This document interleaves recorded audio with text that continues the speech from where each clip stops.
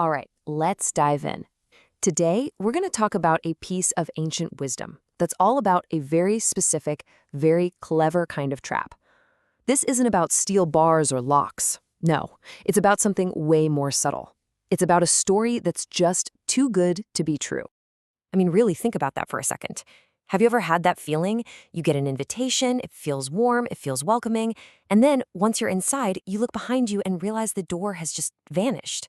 It's a chilling thought, and it's right at the heart of the story we're exploring. So, the central idea here, the main metaphor, is what we're calling the sick lion. Now, this isn't your typical predator, hunting with raw strength and speed. No way. This one uses a plea for sympathy, for pity, to lure its prey into a trap it never saw coming. So here's how the story goes. It starts with a classic problem. You've got this lion, once the king of the jungle, powerful, feared, but he's getting old. He's not as strong as he used to be. He can't hunt the old-fashioned way anymore, so he's gotta adapt. And believe me, that's when he gets really dangerous. Now, this isn't just some children's story. Think of it more like a survival guide, one that's been passed down for thousands of years. The fable of the lion and the fox is basically a masterclass in how to see through deception. It's a warning that's just as relevant today as it was back then. So what's the lion's new game plan? Deception. He fakes being sick. He knows that everyone feels obligated to comfort the ill, right? So he crafts the story of being weak and vulnerable, and he invites all the other animals to his cave to pay their respects. And here's the grim twist. The cave isn't a sickbed. It's a buffet. Every single visitor, acting out of kindness and pity, walks right in and becomes a meal for the very predator they came to console. But then, someone different shows up. The fox. And the very first thing you notice about the fox is that he's cautious. He doesn't just rush in. He keeps his distance, checking things out before he gets too close. He's polite, sure, but he's nobody's fool.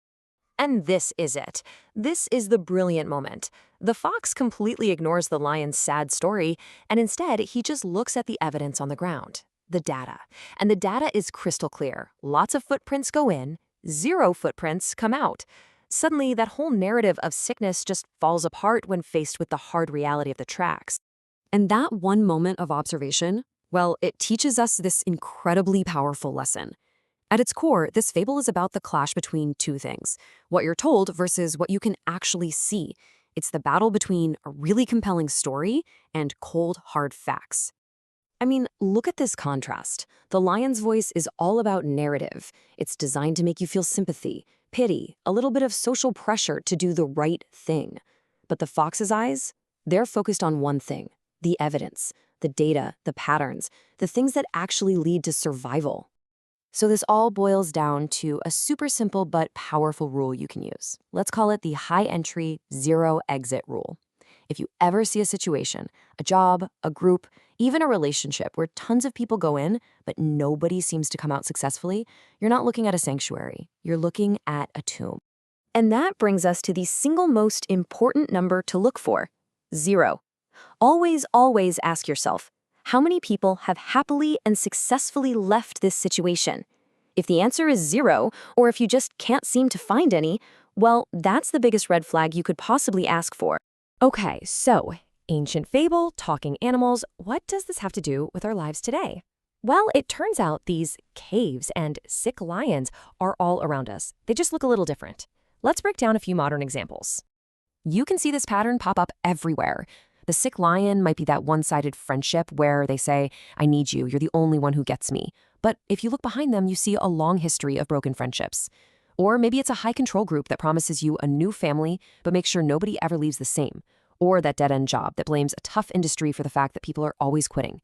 In every single case, the story is there to hide the tracks.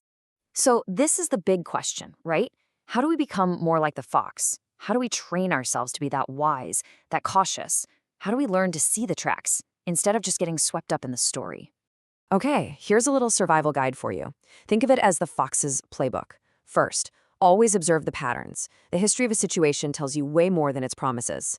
Second, prioritize evidence. Trust what you can see and prove over a story that just pulls at your heartstrings.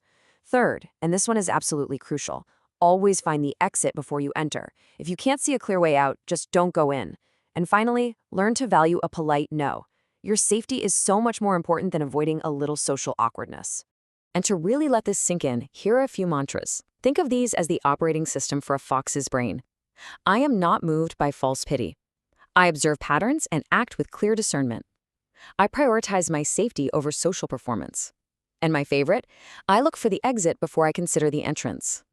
When you boil it all down, it comes back to this one simple, incredibly powerful idea. The world is just filled with voices, with compelling stories calling out from caves, begging for our attention. But real wisdom, that's not found in listening to every voice. It's found in quietly looking at the ground. It's found in the tracks. So, what story are the tracks around you telling?